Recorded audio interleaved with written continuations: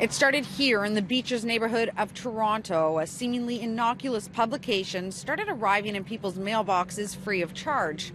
But today, a Toronto judge ruled that its content is filled with hate.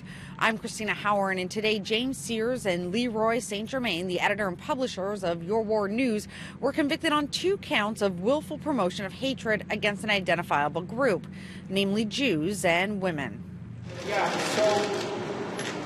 For the first time in Canadian history, not only was this charge laid, this Section 319 charge promoting hatred against women laid, but they were found guilty. This is a great day, a historic day for women, and of course everyone identified within Your Ward News who's been targeted with their hate. Your Ward News has been publishing for several years. The free publication was initially delivered by Canada Post, but when the national mail carrier would no longer deliver the newsletter because of its content, volunteers were enlisted to spread its message, some sharing the paper far outside of the Beaches, hitting communities as far as Kingston and London.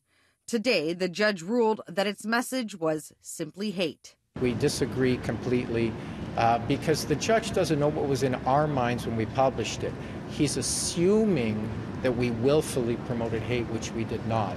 You need to look at all of Your Ward News to see how homophobic and anti-Semitic and racist and misogynistic it is. That's exactly what Justice Blouin did. In his ruling, he points to an article from last summer.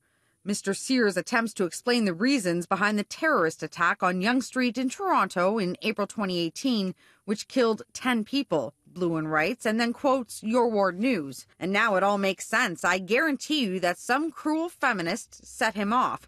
Trust me on that. She and the vaccine manufacturers are just as responsible for those dead bodies as he is. Sears claims that his publication is the largest Christian-backed newspaper in the world. And while he argued that the articles were satirical, he presents himself as a crusader for free speech. I feel like I was being crucified. Actually, I do feel the pain in my wrist that Jesus felt, except in my case, it's carpal tunnel. The court wasn't laughing. Mr. Sears consistently, throughout the publication, denied the Holocaust and glorified Adolf Hitler, Justin Blouin wrote in his decision.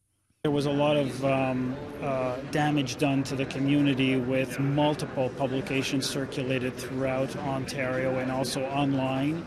Lots of people were victimized as a result. Sears says he'll continue to publish. Of course, change the content or the nature. We're going to continue publishing our unfiltered thoughts as we always have. This isn't speech, it's hate propaganda. It is the most foul and vile expressions of hatred against women and Jews and members of the LGBTQ community that you can find.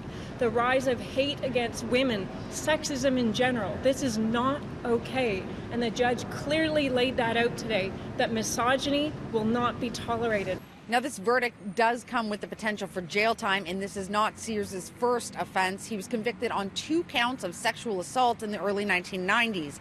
Both Sears and Leroy St. Germain say they plan on appealing the judge's decision. On Queen Street East, Christina Howard, City News.